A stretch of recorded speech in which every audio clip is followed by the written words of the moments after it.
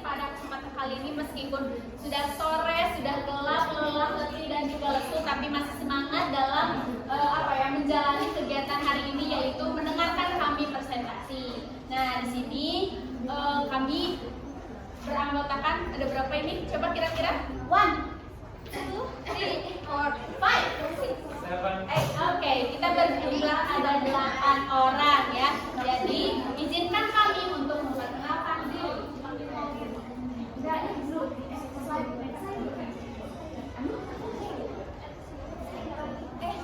Oke, inilah wajah-wajah ibu kita saat kita kecil ya. Sebelumnya, izinkan kami untuk memperkenalkan diri. Saya Hawa Mania yang berdim 2303751. Nama panggilan kecil saya adalah Ime. Oke. Lanjut, saya Desriana Rahmat dengan NIM 2305350. Panggilan kecil saya Iyoy. Iya, jangan.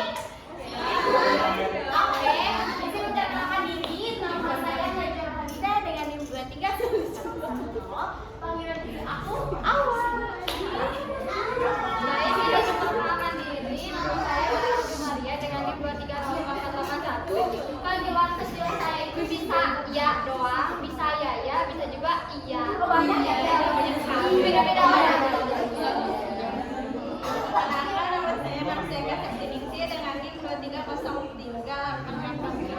Panggilan kecil saya Vivi. Ini Vivi Mas. Perkenalkan nama saya Kamila Bangolida dengan NIM 2309359. Panggilan kecil saya Milo. Milo. Perkenalkan, nama saya Muhammad Amin Islamiansa dengan NIM 2310177. Panggilan nama kecil saya Mi.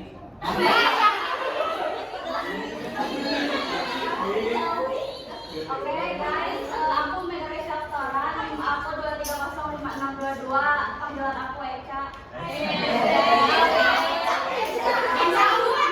Kita di sini sudah saling mengenal gitu ya, nama-nama panggilan kecil kita. Oke, sebelum dimulainya presentasi, boleh aku berpantun terlebih dahulu? Untuk bilang cakep ya, beautiful. Dengan kemarin terasa basi. Sudah hilang semua nutrisi. Beautiful. Beri waktu kami presentasi. Beauty dengarkan walau sedang frustasi. Siapa sih yang sedang frustasi? Oke, galau ya namanya. Oke, presentasi akan dimulai oleh Tia. Iyoy. Apa Tia? Kediman Jaya. Oke. Tadi udah ada ya judulnya. Jadi kalian tahu nggak apa itu learning style? No. Yang tahu?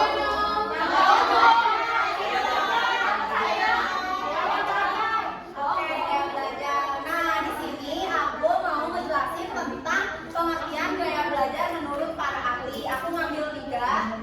Yang pertama dari Sukadi. Jadi menurut Sukadi itu gaya belajar yaitu kombinasi cara seseorang menangkap informasi dan mengelola pengetahuan yang didapat. Selanjutnya ada menurut Nasution. Nah, kalau menurut Nasution adalah gaya belajar adalah cara yang konsisten dilakukan oleh siswa dalam menangkap informasi dan mengingat, berpikir, dan memecahkan soal. Terus yang ketiga ada menurut Willing. Jadi menurut Willing adalah gaya belajar adalah suatu kebiasaan yang disenangi oleh para pembelajar. Oke, lanjut. Nah, kalau menurut secara metodologis, Tony Wright mengidentifikasi empat tipe gaya belajar. Ada yang pertama si antusias. Nah, si antusias ini tuh seseorang yang sangat semangat dan fokus pada pembelajaran dan selalu berusaha keras untuk mendapatkan yang terbaik gitu. Nah, tipe gaya belajar si antusias ini sangat ideal di kelas dan sangat mendukung pembelajaran di kelas gitu. Yang kedua ada si oracular. Oracular ini cenderung lebih mementingkan dirinya sendiri. Jadi jika sudah merasa cukup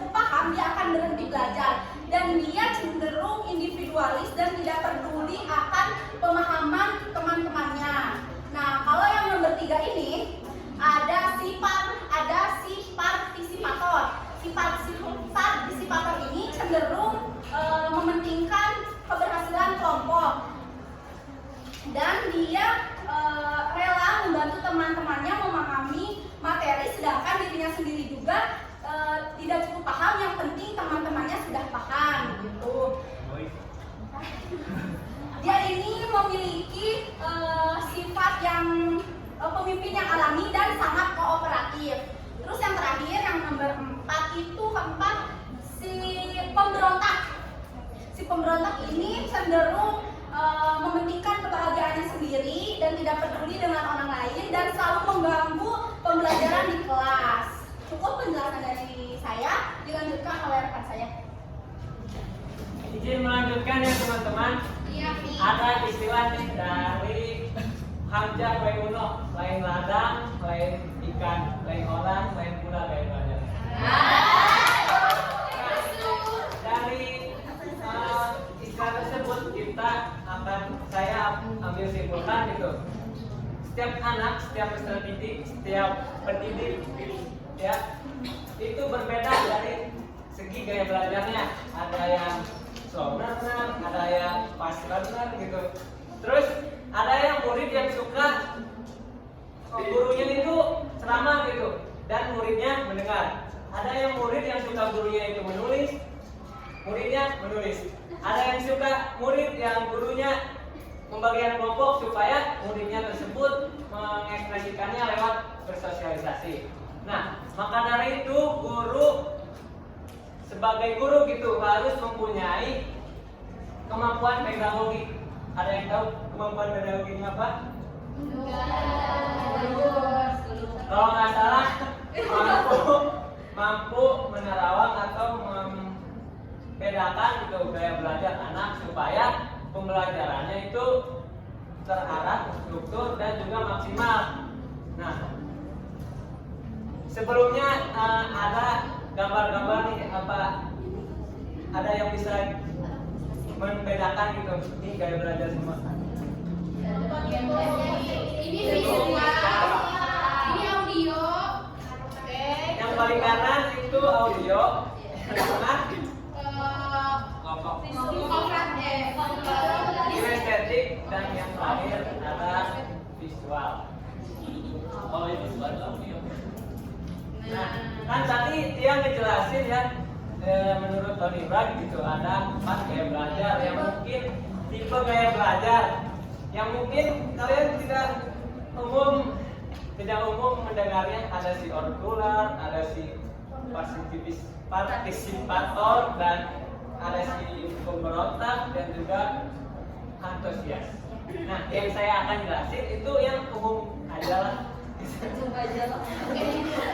Ini yang tiga-tiga ini menurut Bob Depoter sama satu lagi Max Hierarchy menjelaskan ada istilah PHK. PHK ini ada visual learning style, audio learning style, dan kinesthetic learning style.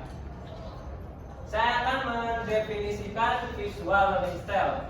Yang singkat saja, tipe gaya belajar ini dengan visualisasi. Dan kemudian ada poin B, audio learning style, itu ada definisinya tipe gaya belajar dengan audio, dan yang terakhir kinestetik, tipe gaya belajar dengan gaya gerak. Oke.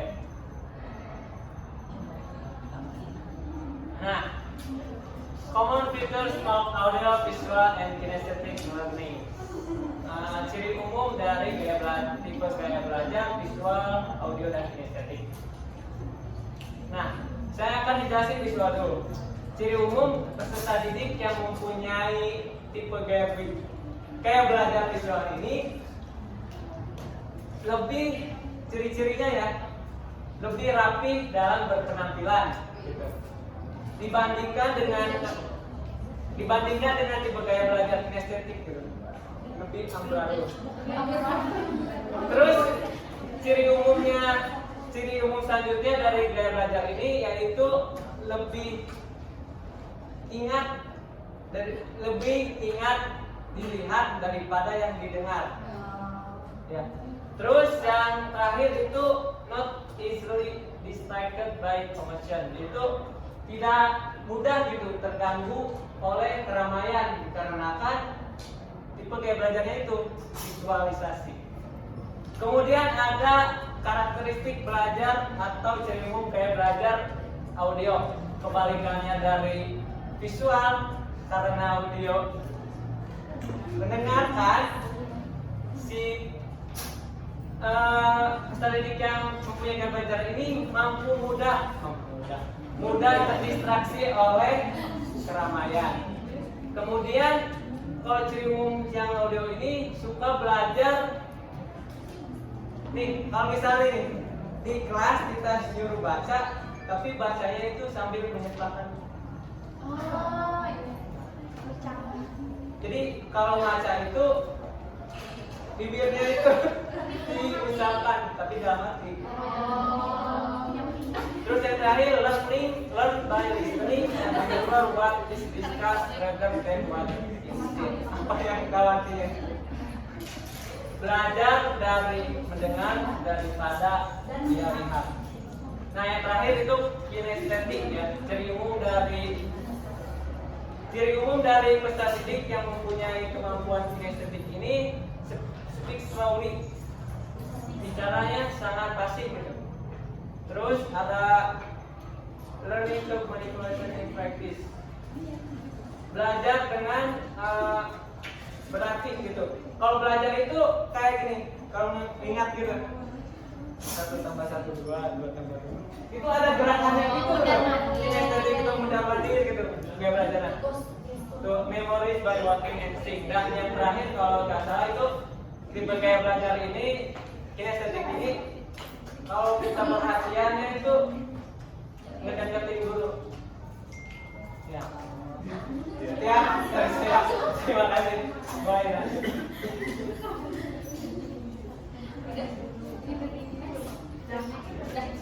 Dan di sini saya akan menjelaskan bagaimana sih tips dari belajar. Bagaimana belajar tentang siswa yang memiliki tipe visual, audio, dan juga kinestetik. Nah, yang pertama kita kepada visual terlebih dahulu. Nah, karena kan visual itu bisa dikenal sebagai orang yang kutu buku, misalkan seperti itu ya. Nah, jadi nanti di sini tuh gunakanlah sebuah simbol-simbol dan juga rubah dalam sebuah konsep dan juga gunakan sebuah contoh yaitu titik. Nah, jadi gini, misalkan nanti guru tuh sedang mengajarkan tentang tanda baca, misalkan seperti itu ya. Nah, anak tuh bertanya, bagaimana sih ibu tentang tanda baca itu? Nah, guru tuh menjelaskan ada yang tanda bacanya itu koma, ada yang titik gitu ya. Nah, jadi nanti guru tuh memberikan sebuah tutorial bagaimana cara menuliskan titik gitu. Nah, jadi kan pasti ada tutorial tuh prosedurnya ya kan. Jadi misalkan ketika kita membuat satu kalimat, nanti di akhir kalimat tersebut itu kan ada kata misalkan tentang ikan untuk kita berhenti. Nah, nanti si gurunya tersebut itu misalkan ambil pulpennya, ambil juga bukunya. Nanti coba kalian letakkan pada akhir kata tersebut, misalkan di bagian ikan, terus nanti si gurunya itu mencontohkan tentang titik gitu, seperti itu. Nah, gunanya untuk apa titik ini? Gunanya adalah untuk berhenti sejenak, untuk kita mengatur napas kita, untuk untuk melanjutkan ke teks yang berikutnya gitu. Jadi sebisa mungkin kita tuh harus mengenal tentang tanda baca yang ada di dalam buku, kemudian huruf kapital, huruf vokal, huruf konsonan, dan yang lainnya. Kemudian juga gunakanlah sebuah gambar-gambar berwarna, grafik, tabel sebagai media pembelajarannya. Nah, pasti dalam buku itu si anak tersebut itu bisa membaca, jadi bisa membaca tentang situasi-situasi yang ada dalam bukunya. Misalkan kalau gambar berwarna itu kan itu juga bisa melatih kognitif anak dari mulai cara berimajinasinya gitu. Nah, dari situ juga si anak itu bisa melihat, oh iya ini misalkan ada gambar ibu-ibu yang lagi memasak, misalkan gambarnya itu dia hanya nginiin kompor saja gitu kan. Nah, di situ juga si anak itu bisa menyimpulkan bahwa oh si gambar ini tuh si ibu sedang memasak ini sama seperti ibu saya atau apa aja. Jadi seperti itu. Jadi dalam hal ini juga bisa melatih kognitif pada anak. Kemudian tips untuk guru pada tipe audio visual, audio. Nah, di sini kita bisa lihat vary your vocals when giving explanations such as intonation, volume, and or speed. Nah, di sini tuh kita bisa variasikan suara kita dan juga dalam hal intonasinya, volume suara, atau sebuah kecepatannya. Misalkan seperti ini. Nah, si guru tuh sedang menjelaskan kepada anak-anak peserta didik yang kelas 1. Nah, kan pasti anak-anak kelas 1 tuh ada yang naik ke kursi lah, ada yang kemana lah gitu kan. Kita tuh membutuhkan hal gitu kan, apalagi buat membangkitkan semangat gitu. Nah, dengan cara intonasi, misalkan ada penekanan bagian di mana hal itu penting banget untuk diucapkan, jadi si gurunya tersebut itu menaikkan intonasi tersebut agar bisa mengalihkan pandangan dari siswa-siswa tersebut. Nah, kemudian sesekali juga ubahlah materi pelajaran ini dengan menggunakan conversation, percakapan, kemudian dikte, diskusi, ataupun ataupun rekaman audio yang bisa didengar oleh siswa. Nah, biasanya kalau tipe siswa yang seperti ini itu mereka suka ketika mereka membuka buku, mereka suka pusing dengan bacaan-bacaan. Nah, begitupun juga dengan saya, tipenya yaitu tipe audio, jadi lebih mudah untuk mendengarkan karena tipe-tipe audio ini biasanya itu mereka itu suka peka terhadap vokal-vokal yang dikeluarkan. Jadi tak jarang misalkan banyak anak-anak zaman sekarang yang misalkan buat video suka bagus, suka menarik gitu kan, bisa dilihat juga di tren-tren pada TikTok gitu. Kemudian di sini ada tips guru untuk mengajarkan kepada siswa yang tipe kinestetik. Nah, kinestetik di sini adalah tipe siswa yang suka bergerak. Mungkin di sini teman-teman agak pusing gitu ya, kinestetik itu seperti apa? Nah, itu tipe siswa yang bergerak. Kayak waktu itu kan Ibu Dia pernah menjelaskan tentang bahwasanya ada yang anaknya muter-muteran terlebih dahulu gitu kan. Tapi pada saat gurunya menjelaskan dan pada saat gurunya memberikan suatu si latihan tersebut atau apa yang dia ucapkan, nah ia bisa karena ia mendengarkan gitu. Nah, jadi di sini juga buat aturan main kepada gurunya agar si anak tersebut itu bisa bermotivasinya tinggi gitu. Kemudian di sini juga bisa menggunakan konsep drama yang konkret ataupun latihan, dan juga di sini tuh kita bisa menyesuaikan dengan karakter siswanya masing-masing. Misalkan simulasi tentang gaya berenang itu seperti apa, terus kemudian gaya duduk itu seperti apa, memancing itu seperti apa gitu kan. Jadi nanti kita bisa dilakukan oleh gurunya terlebih dahulu sebelum ke siswanya. Baik, terima kasih, akan dilanjutkan oleh rekan saya.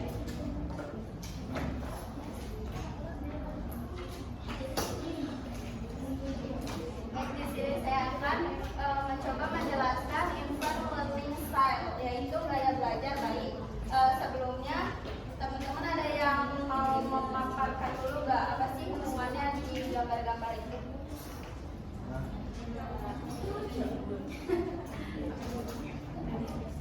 Belajar itu yang lagi dilakukan ya. Jadi barang itu ada hubungannya sama bayi. Ada yang mau coba?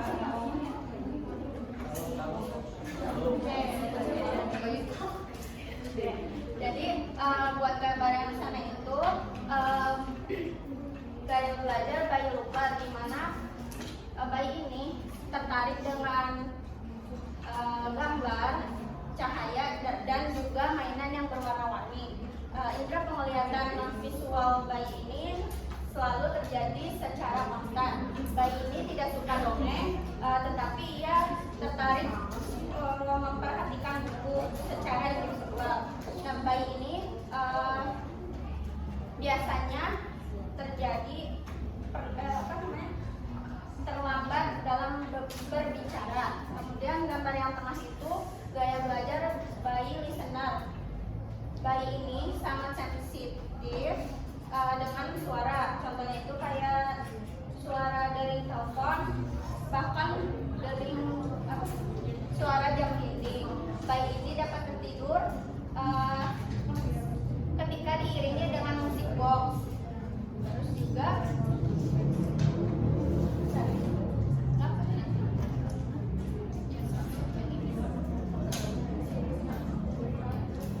bayi ini itu dapat mencari dan merespon sumber suara, terutama sumber suara ibunya atau suara konten anak. Waktu itu pernah viral ya di TikTok, di mana yang kameramen itu pakai kamera belakang, terus pakai suara Cocomelon. Nah, incarannya itu adalah ikan. Kalau misalkan bayi itu gaya belajar listener, pasti bayi tersebut akan menghampiri secara cepat. Kemudian gambar yang ketiga itu gaya belajar bayi mover. Bayi ini selalu bergerak dan tidak bisa diam. Mulai dari menggerakkan anggota tubuh sampai naik ke kursi dan meja dan juga berjalan sendirian. Bayi ini biasanya tidur, tidak mau dibatasi dengan bantal, guling ataupun selimut. Bayi ini juga suka digendong oleh orang tuanya tapi sambil berjalan saat makan atau tidur.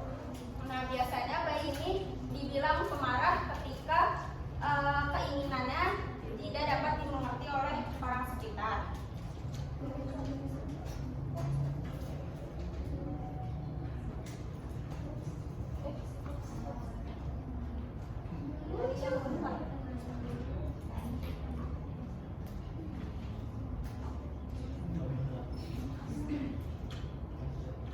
Nah, ini merupakan contoh gaya belajar bayi luka.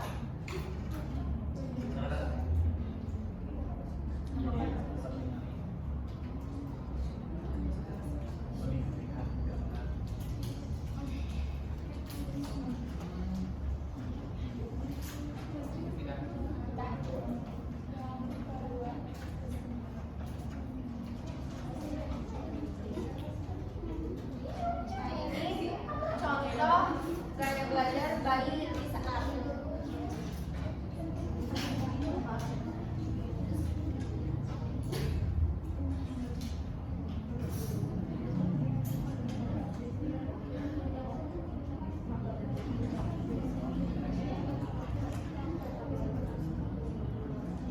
Biasanya bayi listener ini menyukai mainan yang berbau alat musik seperti piano ataupun gitar.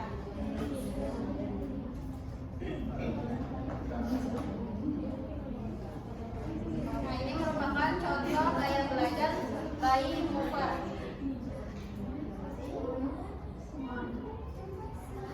Bayi ini suka permainan yang menantang seperti trampolin, sepeda, berenang, dan sebagainya.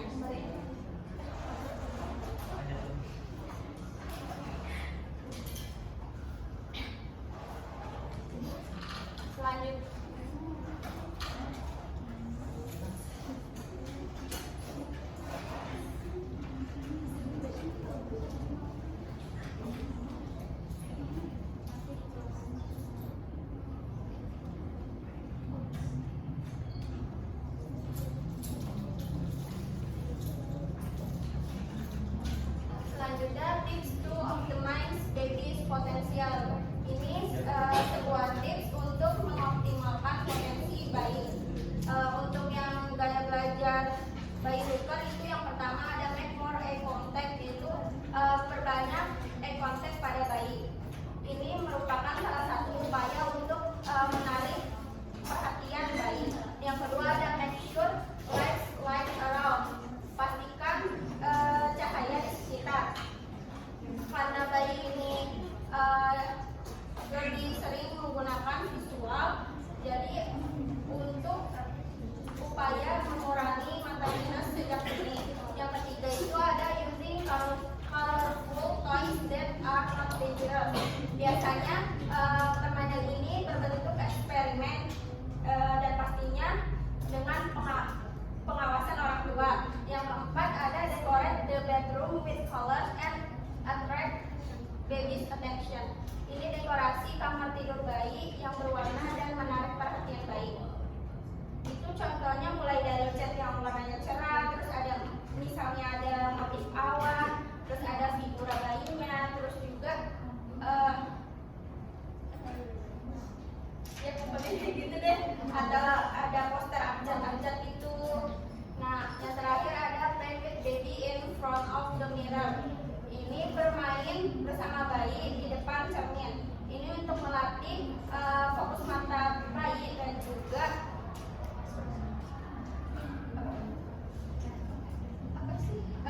mengenali diri bayi. Nah, ya untuk gaya belajar bayi listener, yang pertama ada have a conversation. Itu melakukan percakapan. Ini bisa meningkatkan bonding dan berbahasa pada bayi. Yang kedua ada imitate speech, menirukan ucapan.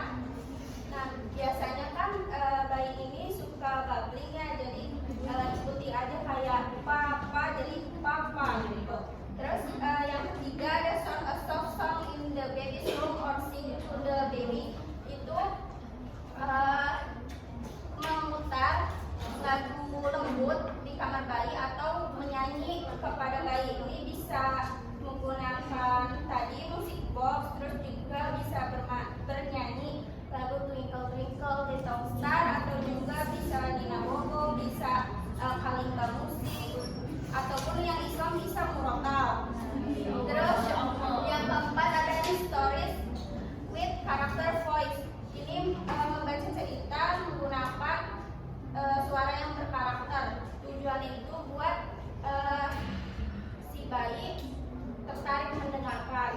Yang terakhir ada using a sensory shaker bottle to play. Ini menggunakan botol, contohnya kayak diisi beras, tapi nggak penuh. Nah, karena bayi listener ini suka bunyi, dia tuh butuh mainan yang berbunyi. Nah, kalau misalkan dia megang mainan yang nggak bunyi, dia bakal jatuhin mainannya biar suaranya keluar gitu.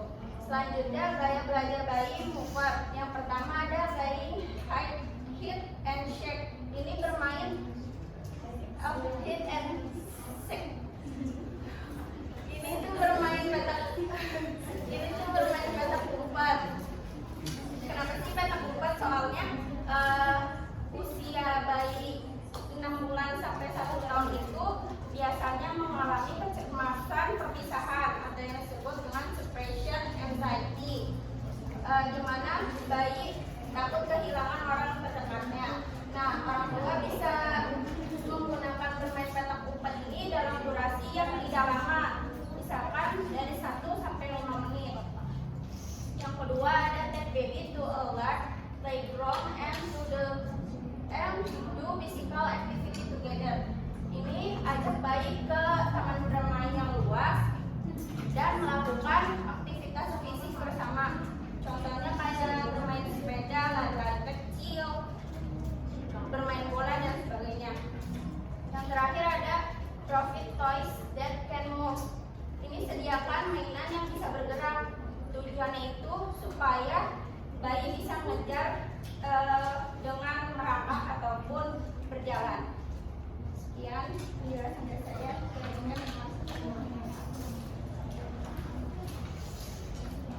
Baik, di sini saya akan menjelaskan tentang toddler learning style. Nah, setelah kalian tadi mendengarkan penjelasan tentang gaya belajar pada bayi, dan di sini saya akan menjelaskan gaya belajar pada balita. Gaya belajar pada balita sendiri itu ada 3 tipe, yaitu sama dengan bayi, yaitu luka, listener, muka. Dan di sini saya akan bertanya dulu kepada teman-teman semua, bisakah kalian mengidentifikasi 3 gambar di atas, manakah yang tipe luka, dan juga listener? Luka yang mana? Gambar yang gambar 1, 2, 3. 1. Oke, kita cek dulu. Ya, betul. Ya, jadi tipe daging kalungan itu tuh tipe yang suka mengamati. Jadi kalau misalnya mereka lihat teman-temannya main, tapi mereka tuh nggak ikut main, mereka tuh cuma mengamati aja, bisa dari gitu. Tapi mereka tuh kayak bisa bermain dengan imajinasi mereka, atau kalau misalnya mereka lihat teman-temannya mereka tuh nggak ikut campur, tapi mereka tuh kayak bikin imajinasi mereka sendiri kayak itu lewat tulisan atau mungkin lewat gambar. Nah, gimana sih cara kita buat mengoptimalkan si balita learner ini? Yang pertama itu make a photo album containing photos of the people closest to your toddler. Jadi buatlah album foto yang berisi foto-foto dari orang-orang terdekat si balita ini. Misalnya tuh kayak keluarga kakak, ayah, ibu, kakak, adik, atau misalnya tuh kayak paman-pamannya, dan kayak bibi-bibinya, atau bahkan hewan kesayangan, barang kesayangan. Lalu yang kedua itu custom Royal colored pictures and writing on the walls of his room. Jadi tempellah tulisan warna-warni atau gambar-gambar di dinding kamarnya. Nah, itu mengasah buat si bayi ukur itu tuh buat lebih fokus dan juga lebih mengenal lagi macam-macam barang yang ada di kehidupannya. Lalu yang ketiga itu private talks to improve his abilities. Jadi menurut saya itu balita learner tuh kan karena mereka tuh sering mengamati, jadi mereka tuh kadang kemampuan seninya tuh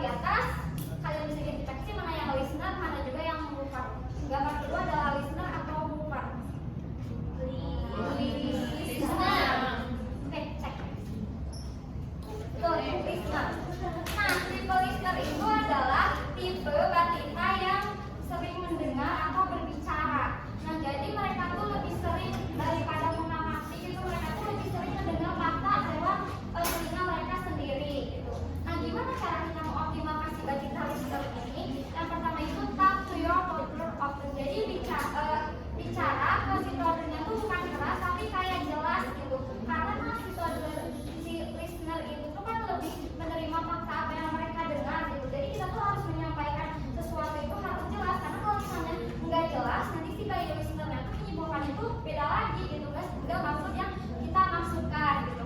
Yang kedua itu get used to talking about what you do. Jadi kayak ketika kita melakukan sesuatu kita juga selalu bicara artinya kayak oke, sekarang ibu mau beresin kamar adik. Nah pertama-tama beresin kamar itu kita beresin dulu spraynya, lalu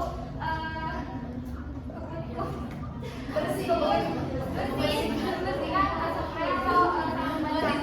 Nah bisa kayak gitu. Atau misalnya kita membuat makanannya kayak misalnya itu sayur sop. Oke, sekarang sebelum kita masak sayur sop kita potong-potong dulu sayurannya. Nah, oke, yang ketiga itu ask your toddler to continue what you say. Jadi minta si toddlernya tuh buat melanjutin apa yang kita omongin. Kayak misalnya tuh nyanyi, nah kita nyanyi bareng tuh ya dari kita tuh. Bareng tuh ada 5 rupa warnanya. Nanti si toddlernya tuh ngejawab gitu. Kuning kelabu nanti jawab. Atau kayak misalnya kita kan udah ngajak pengalaman si kita ini buat masak bareng sama kita. Jadi kita tuh misalnya tuh sekarang ibu potong-potong sayurannya. Nah sekarang apa yang harus ada lakuin? Berarti ada harus mencuci dulu sayurannya gitu.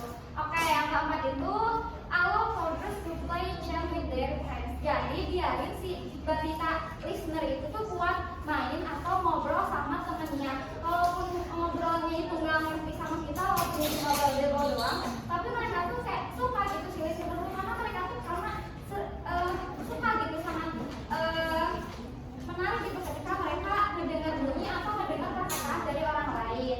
Berarti yang selanjutnya itu gambar yang ketiga itu adalah tipe mover.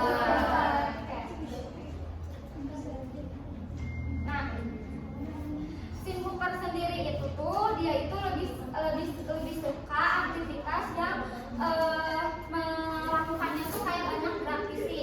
Nah, ibaratnya tuh kayak mereka tuh lebih sering bermain di luar dibanding si listener atau si looker ini. Yang gimana cara kita buat mengoptimalkan balita mover ini? Yang pertama tuh it's made like exercise. Jadi undang si balita mover ini buat olahraga ringan. Kayak misalnya tuh jalan kaki misalnya tuh dari keliling komplek, atau misalnya tuh ajarin mereka berenang. Lalu yang kedua itu boy cross that can. Jadi berilah mainan yang bisa bergerak. Karena si bayi mover ini lebih sering gerak-gerak, jadi mereka tuh pasti bakal tertarik gitu. Kalau oh ini mainannya tuh bisa gerak, aku harus kejar gitu. Jadi kan mereka tuh bakal senang. Lalu yang ketiga itu give him textural material. Jadi beri mereka bahan-bahan yang bertekstur kayak itu tanah, air, atau pasir. Ya, biar sensorinya tuh kayak terlatih gitu. Yang keempat itu teach toddlers to use household items. Jadi ajari si balita ini buat menggunakan barang-barang rumah tangga. Karena si toddler ini kan kayak aktif sekali ya menggunakan kekuatan fisiknya. Nah kita bisa gunakan mereka itu untuk hal baik, yaitu ajarin mereka alat tentunya sapu kita ajarin menyapu. Walaupun nyapunya acak-acakan gak bersih, tapi mereka tuh si tipe mover itu tuh seneng gitu, karena mereka tuh ya bisa berlari kemana-mana, bisa ngegerakin gerakan fisik mereka. Oke, cukup sekian penjelasan dari saya. Terima kasih. Dilanjutkan oleh rekan saya.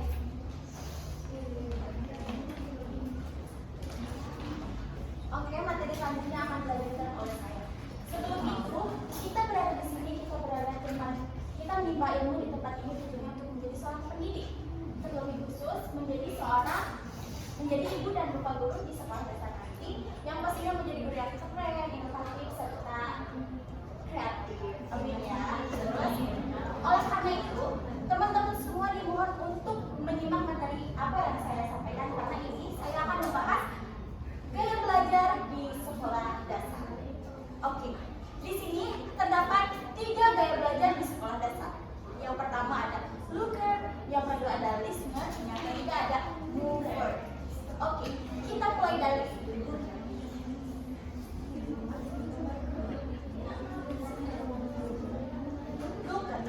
Children with a tendency will show interest in observing, remembering, visualizing, and coordinative. Jadi, bagi anak-anak yang memiliki gaya belajar Luker ini, yaitu memperlihatkan minatnya pada mengobservasi kondisi lingkungannya, mengingat apa yang dia lihat, mengkoordinasikan mata dan tangannya. Nah, hal tersebut itu merupakan potensi, dan potensi tersebut harus dikuatkan atau dikembangkan oleh orang-orang sekitarnya. Seperti siapa sih? Yang pertama ada orang tua dan yang kedua ada guru. Oke, dilanjut. Di sini juga terdapat beberapa tips. Yang pertama saya akan membahas dari tips orang tua. 1. Provide a computer atau sediakan komputer khusus bagi anak bila memungkinkan. Yang kedua, invite children to make design, be it design for cars, house, clothes. Jadi di sini tuh ajak anak kita untuk menggambar desain, kayak misalnya desain mobil, desain pakaian, desain baju, secara sederhana, juga. Kita juga bisa loh kayak, nah coba kamu gambarkan apa sih mainan yang kamu inginkan, apa sih mainan yang kamu idam-idamkan, bisa ya. Yang ketiga, lanjut, encourage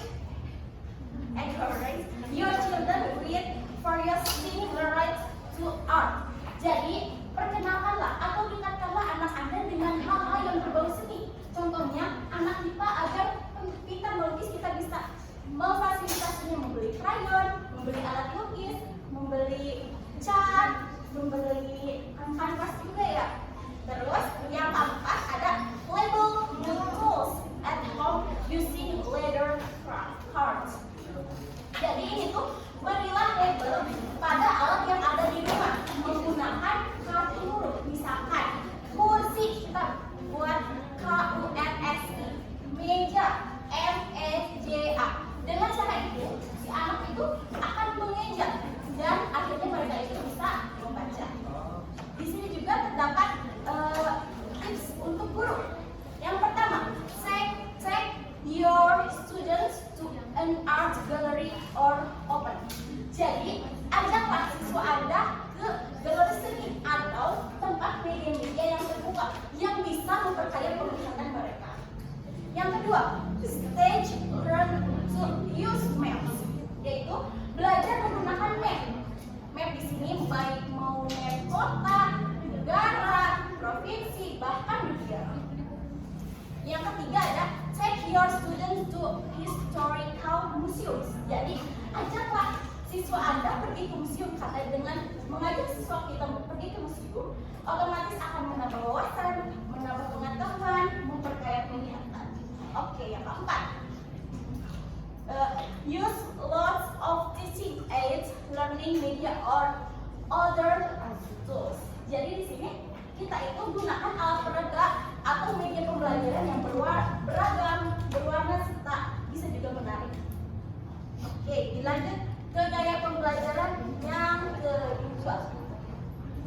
This learning style refers to the ability to listen actively during learning. Jadi pada gaya belajar ini di sekolah dasar, anak-anak itu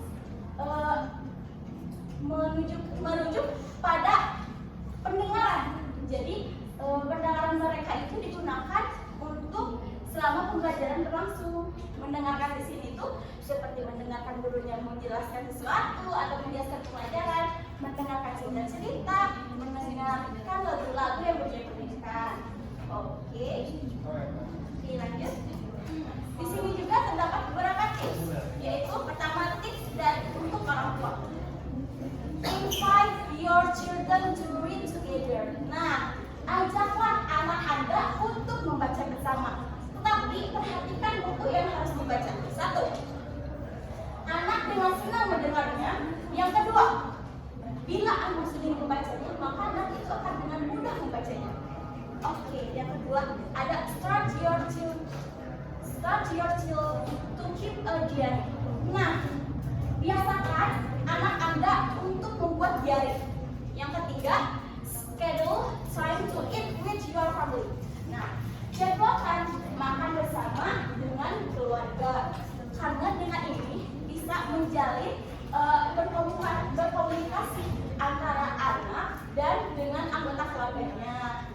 Seperti itu. Oh ya, gaya belajar Lister ini tidak menyangkut mereka yang dengar saja, tetapi memaknai apa yang dia dengar juga. Oke, yang keempat ada listen to songs that he likes. You can play them on the tablet car or at home. Jadi dengarkanlah lagu yang anak kita sukai. Bisa itu di mobil, di rumah menggunakan speaker kayak gitu ya. Langsung ada tips atau efforts guru. 1. Provide learning inspired with singing or music. Jadi di sela-sela pembelajaran dikasih dulu kayak ginian supaya anak itu nggak bosan. Aku boleh nyanyi nggak? Aku dulu pernah mengenal nama-nama binatang dalam bahasa Inggris. Kayak misalkan kucing, parrot, anjing, dog, kupu-kupu, butterfly, kuda, sapi, gajah, elephant, ya. Itu namanya. Yang kedua ada provide clear instruction for each learning activity for or text. Jadi ketika kita menyuruh kepada siswa untuk mendengarkan, untuk mengerjakan sesuatu itu harus dengan jelas. Yang ketiga, design free learning that is able to provide coordinated training. Nah, ini tuh bisa menggunakan latihan koordinatif seperti kita berbicara, lalu si murid mendengarkan, kemudian ditulis. Itu disebut juga dengan cara atau teknik mendikte gitu ya. Lanjut.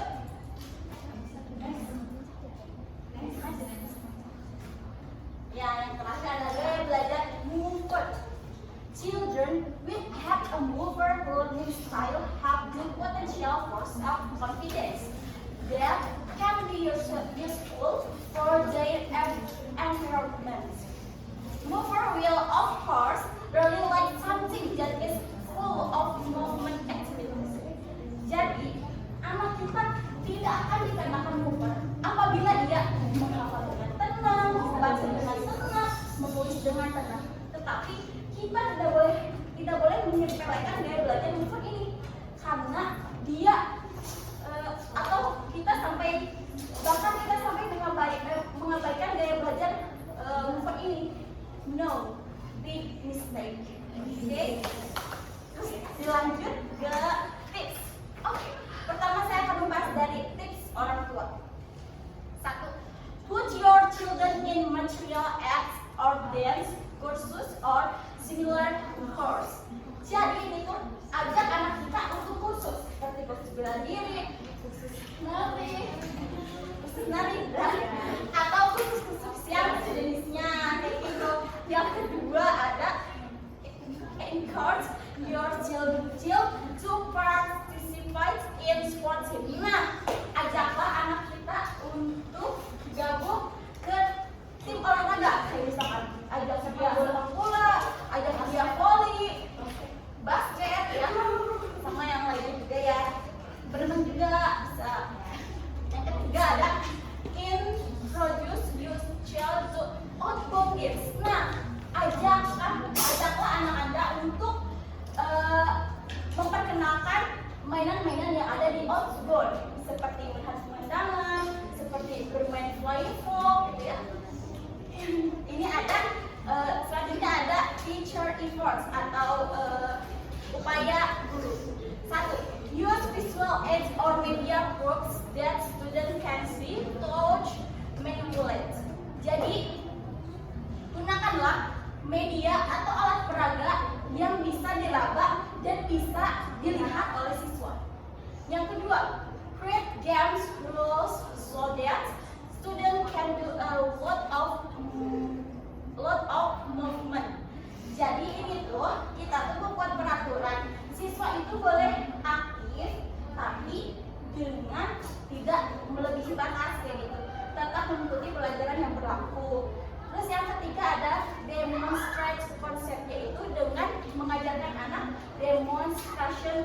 konsep. Materi selanjutnya akan dilanjutkan oleh rekan saya. Oke. Sebelum pematerian dilanjut, karena telah mendengarkan berbagai materi yang panjang, kita akan pedoman terlebih dahulu. Oke, semuanya simpan handphonenya. Simpan, oke.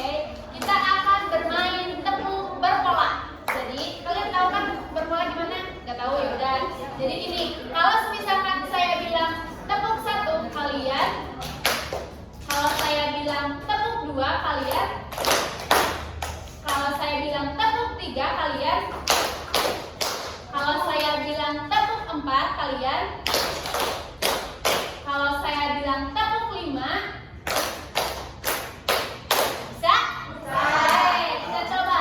Tepuk 1, tepuk 2, tepuk 3, tepuk 4, tepuk 4 2 kali.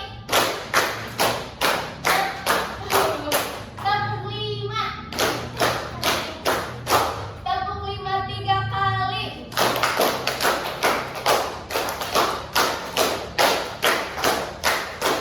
Oke, tepuk tangan. Sekarang akan dilanjutkan terlebih lagi oleh Halo. Hai. Oke, dilanjutkan ya, udah pada sebentar tadi ice breaking. Di sini itu saya akan menjelaskan poin tentang children versus adults in English language learning. Di sini itu ada perbandingan yang mana cara belajar bahasa Inggris dalam anak-anak ataupun orang dewasa itu berbeda ya teman-teman. Saya tidak akan membacakan poin-poin yang menggunakan bahasa Inggris, kalian bisa lihat sendiri. Saya akan menjelaskan, yaitu yang pertama itu ada di sini anak cenderung kurang fokus pada satu topik, yang mana anak itu kan gampang sedikit ke distract atau fokusnya gampang teralihkan gitu kepada yang lain ya. Untuk yang kedua itu ada anak-anak itu cenderung mengerti apabila melihat, kemudian meraba atau menemukan begitu. Jadi tidak bisa anak diam itu langsung mengerti ya. Kemudian untuk yang ketiga itu ada anak mempunyai rasa antusias yang tinggi dibandingkan orang dewasa gitu. Kalian juga sering kali melihat lah gitu, anak kalau menemukan hal baru gitu suka antusias ya, betul? Oke, untuk yang poin keempat itu anak kalau mendapatkan kosakata baru yang dia dengar ataupun yang diajarkan gurunya, anak akan langsung mengucapkannya gitu. Bisa kalian mengajarkan tentang hewan-hewan gitu atau menunjukkan sesuatu gitu, dia akan langsung mengulanginya gitu asal kalian menunjuknya dengan benar. Kemudian yang di sini ada perbandingan untuk orang dewasa, yang mana orang dewasa itu cenderung berpikir lebih abstrak namun kompleks gitu daripada anak-anak. Kemudian yang poin kedua itu ada belajar bahasa Inggrisnya itu digunakan untuk pekerjaannya atau untuk kepentingan tertentu seperti kita ya, kita kan untuk mengejar skor TOEFL, betul? Oke, selain itu kan nanti akan mengajarkan juga gitu. Kemudian untuk yang poin ketiga itu adalah orang dewasa ketika duduk cenderung untuk diajarkan kata-kata bahasa Inggris itu sebenarnya dia mengerti, namun struggle with a pronunciation itu terkendala dalam pengucapan gitu. Karena kan kita juga sudah tahu ya kata-katanya, sistematikanya, strukturnya, namun sulit dalam pengucapan. Masih saya sendiri. Kemudian untuk poin terakhir itu ada English pronunciation. Nah yang ini orang dewasa itu yang seperti yang saya bahas tadi cenderung susah dalam mengucapkan daripada anak-anak. Kemampuan mengucapkannya lebih bagus anak-anak. Untuk yang ini ada perbandingan kognitif, yang manakala yang tadi itu kan secara luas perbandingannya, kalau yang ini secara spesifiknya gitu. Untuk di aspek kognitif itu anak-anak cenderung lebih bisa mengucapkan namun struggle with the grammar, yang mana dia kesusahan dalam grammarnya gitu. Kemudian untuk yang kedua sebaliknya, orang dewasa itu ahli dalam grammar namun susah dalam mengucapkan. Kemudian untuk dari segi afektif ini anak usia sekolah, terutama usia sekolah dasar ini cenderung kurang bisa mengontrol emosinya gitu, kurang bisa mengendalikannya begitu. Kemudian itu kalau perbandingan orang dewasanya itu cenderung bisa memanage emosinya secara baik daripada anak-anak. Lanjutkan. Di sini itu ada perbandingan di tipe psikomotor ya, maaf.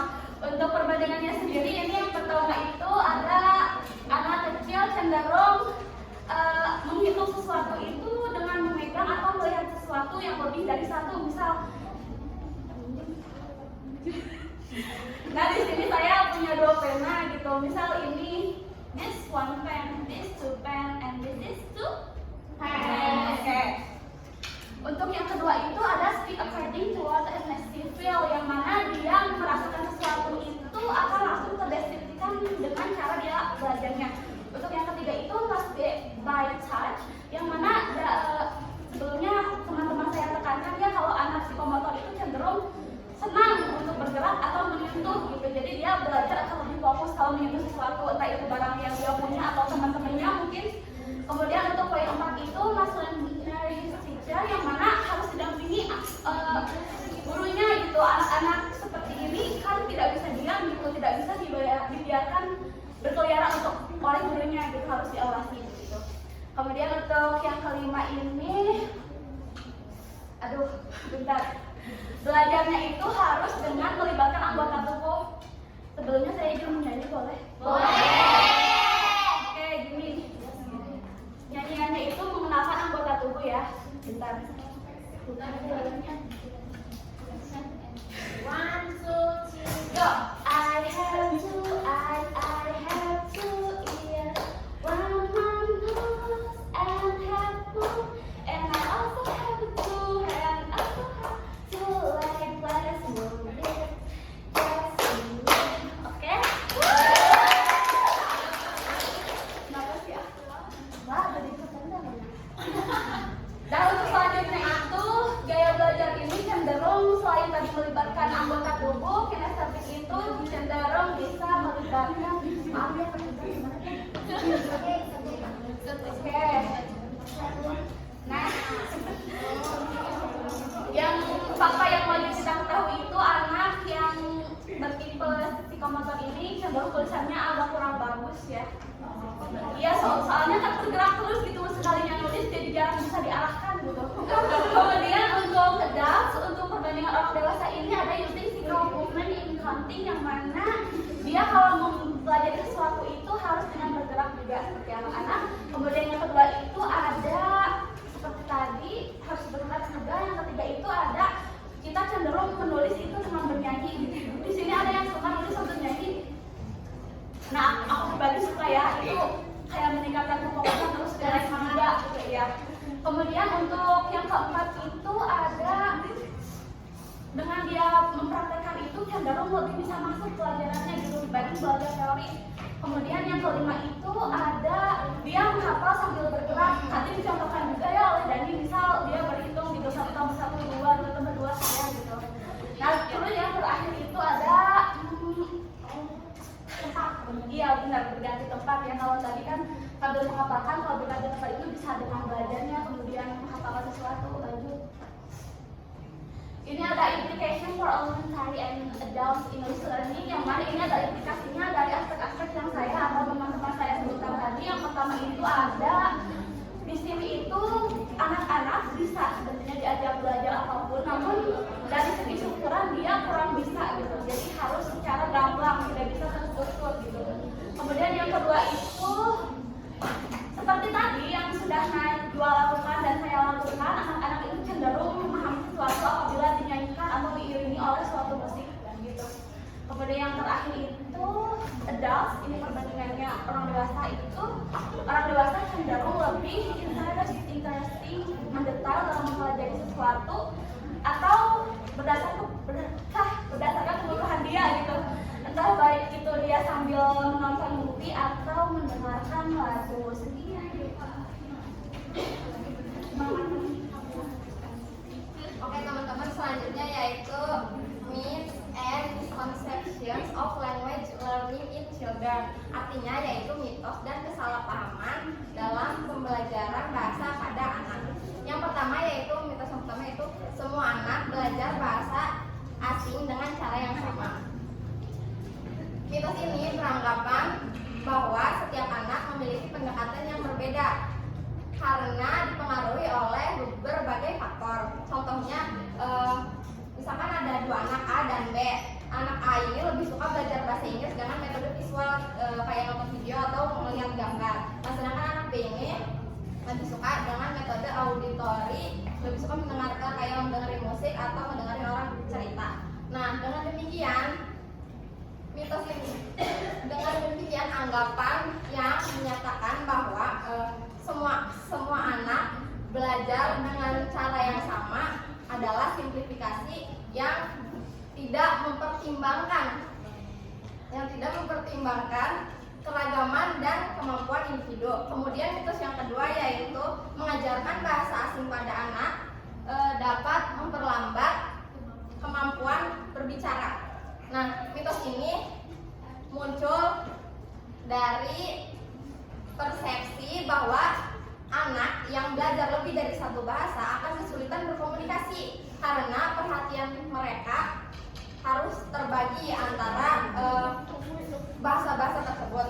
Nah, terus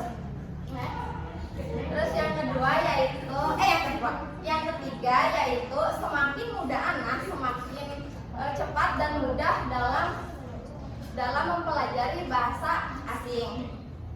Mitos ini muncul dari pengamatan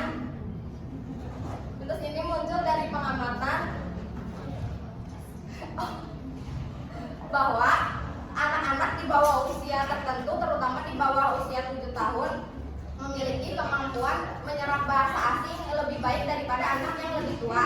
Nah, perlu diingat gaya belajar dan kecepatan setiap anak berbeda. Dengan demikian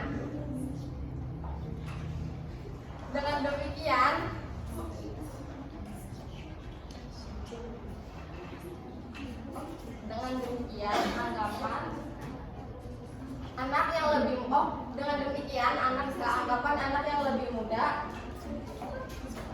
memiliki potensi lebih baik daripada anak yang lebih tua itu nggak selalu benar ya, karena nggak semua anak yang lebih muda itu lebih cepat belajarnya daripada anak yang lebih tua. Kemudian mitos yang terakhir yaitu anak-anak harus memiliki bakat untuk belajar bahasa agar berhasil.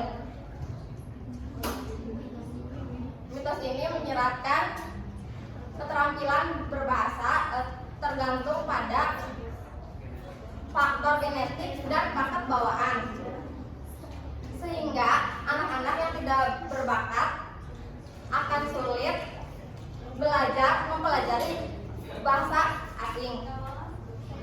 Padahal keberhasilan belajar ditentukan oleh usaha, latihan, dan juga metode yang digunakan. Mungkin cukup sekian.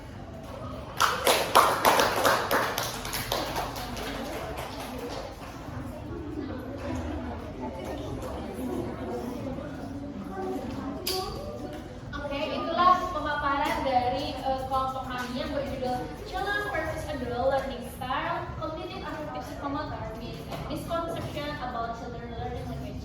Nah, oke, sebelum kepada sesi tanya jawab, kita peregangan terlebih dahulu ya. Coba sekarang teman-teman semuanya menghadap ke sebelah kiri.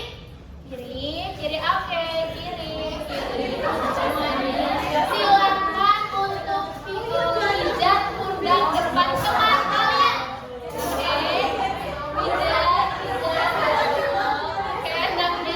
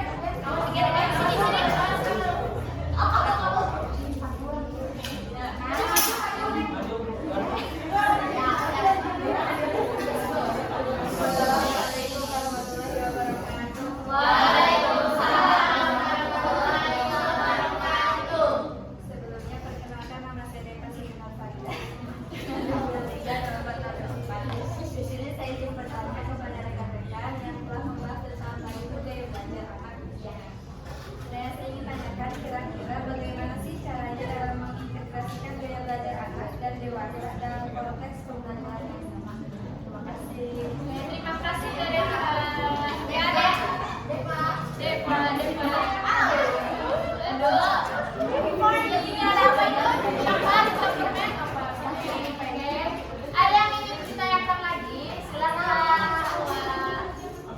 Maju ke depan.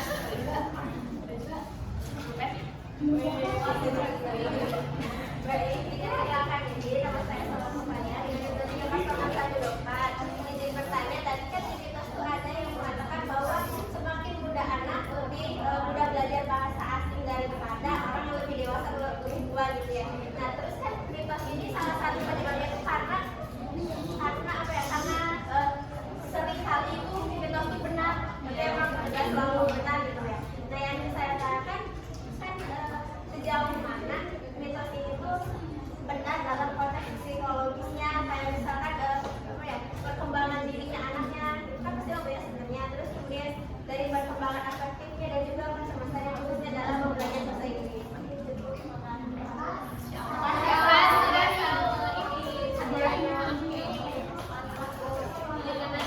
Oke, ada yang mau ditanyakan lagi?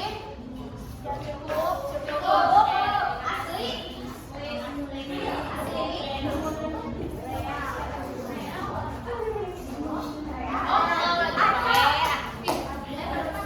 Sini dong, sini.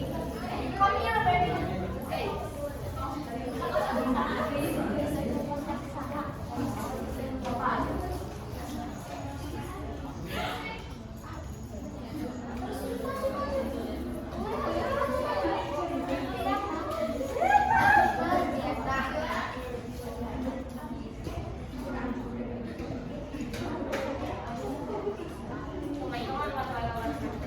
Waalaikumsalam warahmatullahi wabarakatuh.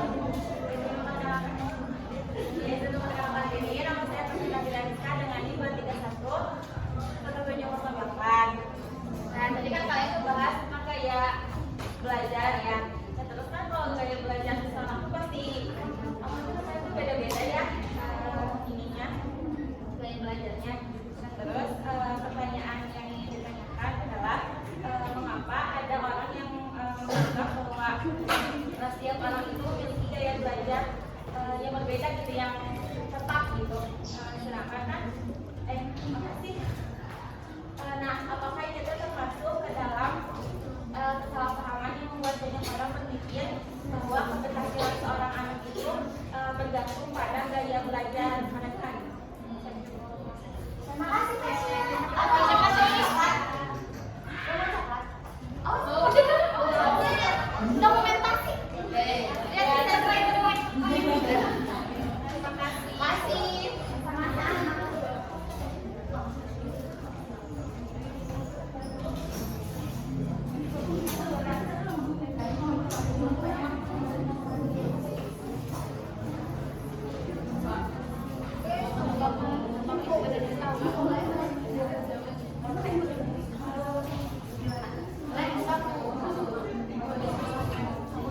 Attention please.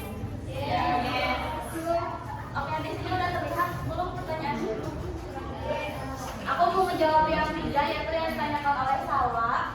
Pertanyaannya bisa dilihat. Nah, untuk jawabannya itu sendiri, teman-teman sekalian, bahwa mitos yang tadi Salwa tanyakan itu sebenarnya tidak sepenuhnya benar ya, Salwa. Karena kebetulan didukung fakta juga, yang mana anak itu memang kalau belajar sesuatu itu emang lebih mudah ya, karena otak-otak anak itu sendiri, otak anak-anak itu sendiri lebih fleksibel gitu, jadi lebih mudah diarahkan gitu, jadi emang lebih mudah sebenarnya. Cuma orang dewasa juga punya motivasi tertentu gitu untuk mempelajari hal tersebut gitu, jadi anak-anak itu juga bisa. Kemudian fakta-fakta pendukungnya yang tadi ditanyakan bahwa soal psikologi atau dimensi isunya itu, yang menjadi sebenarnya itu ada beberapa faktor seperti motivasi dan rasa cemas dalam tanda kutip yang sangat mempengaruhi pembelajaran bahasa tersebut gitu, baik untuk anak-anak dan dewasa juga. Jadi selain kemampuan ada juga hal yang menjadi penghambatnya gitu, mau itu anak-anak maupun orang dewasa juga. Namun di sini dengan pendekatan yang tepat yang tadi sebelumnya udah kami paparkan semua itu, siapa saja akan bisa sukses untuk mempelajarinya. Apakah cukup? Oke, terima kasih.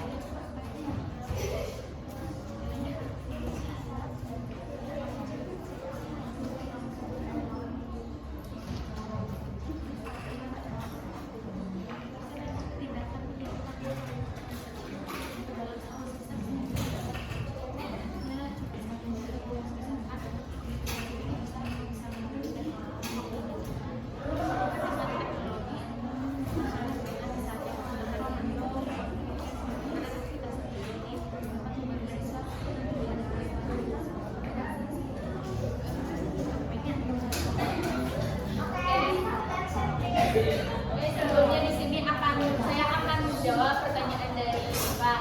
Kira-kira bagaimana sih caranya dalam mengintegrasikan gaya belajar anak dan dewasa dalam konteks pembelajaran yang sama? Oke, di sini kita bisa bisa diartikan sebagai mengintegrasikan tuh menyatukan beberapa komponen menjadi satu gitu kan ya. Nah, di sini juga kita bisa menggunakan media teknologi. Nah, media teknologi ini dapat menjadikan alat yang serbaguna dalam mengintegrasikan gaya belajar. Contohnya misalnya adalah menggunakan video, kemudian podcast dan juga aplikasi-aplikasi interaktif yang dapat membantu siswa yang memiliki gaya belajar bagian visual, auditori dan juga kinestetik. Nah, jadi maksudnya ini kalau kita kan mengintegrasikan itu menyatukan beberapa hal menjadi satu, tapi dengan adanya penggunaan teknologi ini si anak itu bisa diukur loh kemampuannya. Misalkan kalau kemampuan auditori pada bagian podcast, nah apa yang disampaikan itu pasti akan cepat terserap kepada anak yang memiliki tipe audio. Kemudian yang bagian kinestetik, kinestetik bagian video misalkan gitu ya, cara nge-gym di rumah gitu kan, kemudian senam itu bagaimana gitu kan karena ada perpaduan antara lagu dan juga gerak yang ada dalam video. Nah, jadi pasti si alat tersebut itu juga pasti akan terpancing untuk mengikuti gerakan yang ada dalam video tersebut. Kemudian bisa juga dengan yang bagian tipe audio visual, nah dari bacaan-bacaan yang ada di yang ada di internet gitu kan, misalkan ada di e-book ataupun dan yang lainnya, karena di situ juga ada bacaan-bacaan tentang misalkan dongeng kisah sakala, majalengka atau apalah gitu kan. Nah, karena si anak tersebut itu gemar untuk membaca, jadi dia juga bisa memanfaatkan teknologi berupa handphone atau laptop untuk ia bisa mendapatkan informasi yang terbaru melalui teknologi tersebut. Apakah bisa dipahami? Sebelumnya terima kasih banyak atas pertanyaannya. Kemudian di sini saya akan menjawab pertanyaan yang kedua, yaitu oleh Fasya, mengapa banyak orang percaya bahwa seseorang hanya memiliki satu gaya belajar, dan apakah hal ini juga termasuk pada kesalahpahaman dari masyarakat yang memandang bahwa anak bisa sukses dengan gaya belajarnya mereka. Nah, di sini mengapa ya kira-kira? Coba kalian pernah mendengar gak kalau orang tua kalian ataupun orang tua zaman dulu ketika kita baca buku kita bisa pintar, kita bisa sukses? Apakah pernah mendengar? Nah, karena itulah orang-orang pada saat zaman dulu mereka itu hanya mengandalkan satu, yaitu bagian bukunya saja. Jadi mengapa mereka tuh menganggap bahwa buku itu sebagai gudangnya ilmu, dan dengan adanya buku, dengan adanya bacaan, jadi mereka tuh beranggapan percaya bahwasanya mereka itu bisa pintar melalui itu dengan cara membaca. Padahal setiap anak itu memiliki gaya belajarnya mereka masing-masing. Dan apakah hal ini juga merupakan salah satu kesalahpahaman dari masyarakat? Betul, karena termasuk dari kesalahpahaman ini bahwa anak bisa sukses ini, masyarakat sering berpikir bahwa jika anak memiliki gaya belajar tertentu, mereka hanya bisa menggunakan cara tersebut untuk belajar. Namun penelitian menunjukkan bahwa anak-anak juga dapat mengkombinasikan gaya belajar tersebut untuk mencapai suatu hasil yang optimal. Misalkan di sini saya menyukai tipe audio visual, tipe audio, tetapi di sini juga saya membutuhkan tipe visual untuk saya bisa mengimajinasikan apa yang saya dengar gitu. Dan juga di sini juga membutuhkan salah satu gerakan-gerakannya untuk saya bisa lebih paham tentang apa yang disampaikan dari pematerian tersebut. Apakah bisa dipahami, Fasya? Ya, terima kasih banyak atas pertanyaannya. Oke, kesimpulannya yang bisa diambil dari pelajaran kali ini adalah tipe-tipe gaya belajar itu tipe gaya belajar anak itu berbeda-beda gitu ya. Tentunya di sini juga kita bisa mengetahui tentang bagaimana sih tips-tips dari gaya belajar anak visual, kemudian audio dan juga kinestetik gitu ya. Dan juga tadi ada beberapa pertumbuhan anak dan juga terutama pertumbuhan bayi gitu ya, dengan cara misalkan bayi lebih banyak bergerak, lebih banyak mendengarkan gitu ya. Jadi dari situ juga kita bisa menghasilkan sebuah ilmu yang bermanfaat bagi kita, khususnya untuk kita ke depannya. Oke, sebelumnya di sini izinkan saya untuk, karena tadi membuka dengan pantun, saya ingin menutup juga dengan pantun, boleh? Boleh. Sekian presentasi dari kami. Jika ada kesalahan, mohon dibicarakan baik-baik, bukan malah mencari yang lebih baik. Di sini kita akan mengucapkan terima kasih dengan berbagai bahasa. Syikhi,